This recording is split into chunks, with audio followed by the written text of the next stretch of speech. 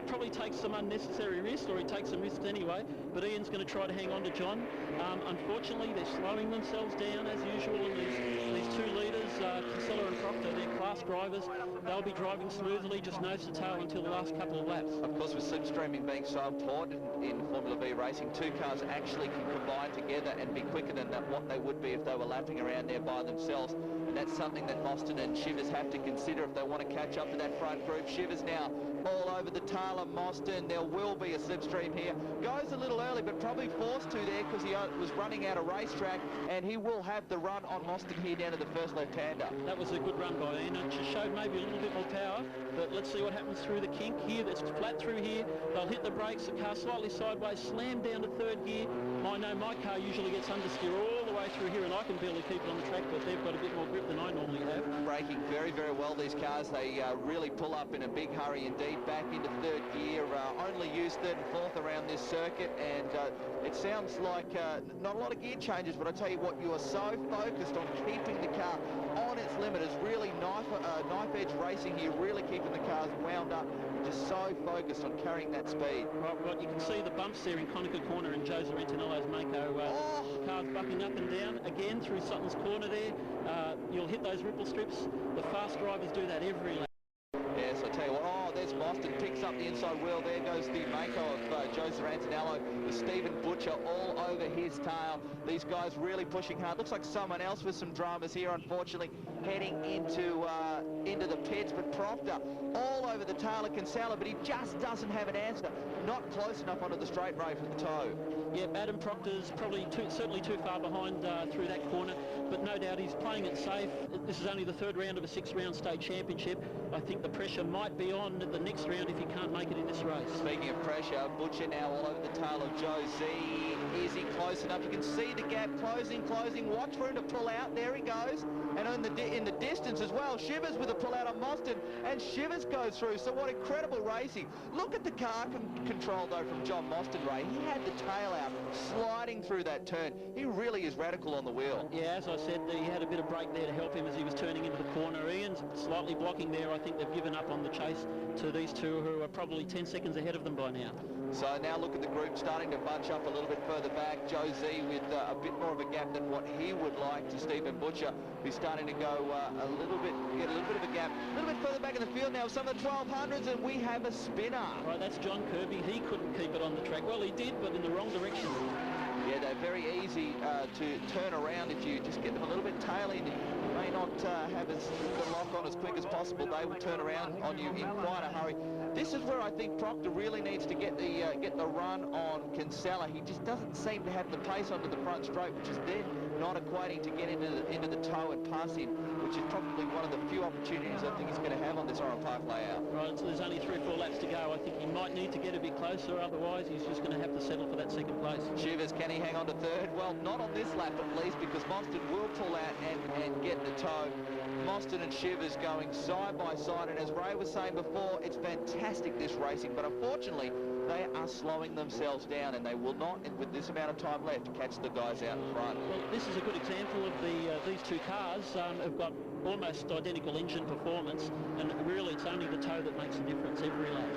Well, only 1 lap left to run. Can Proctor do anything with it? He seems a fair bit closer this time around than what he was before. Proctor right up onto the tail of Kinsella. Can he do anything to catch the number 35, who has been in really good form for the whole season?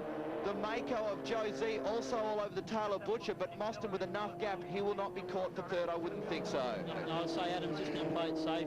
That's good, mature driving from a talented 21-year-old. Does a lot of kart racing, may need to do a little bit more if he's going to catch Kinsella. He gets the win.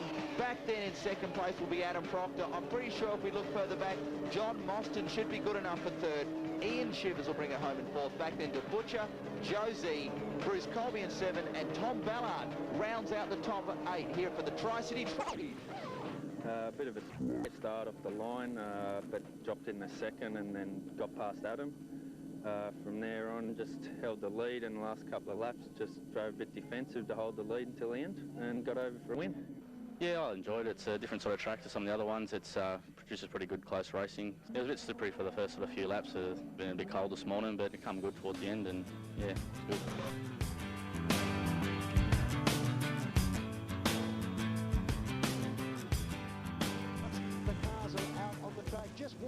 the moment. They'll come around and take up their group position, and we'll be underway with the final race of the day for Formula V's. A huge field out there, so there's going to be plenty of action. Let's dash down to the pits now and find out a little bit more about these very amazing machines. Formula V's gathered a lot of ex-go-karters, champions from all over the place now, and today it's the class is getting so hard. The competition's very hard.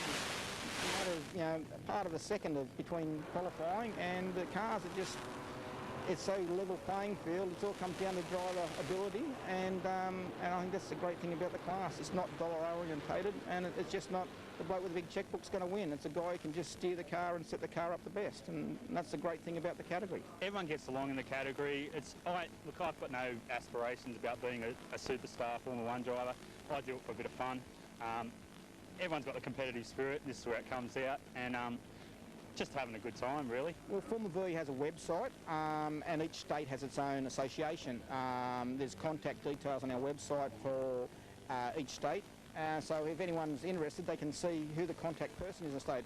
Here in New South Wales, I'm the president. My name's there. I'm willing to take anyone that rings me, and I can just tell them what it's all about. When I first got involved, I knew nothing about cars, really. I wasn't the classical rev head, if you like.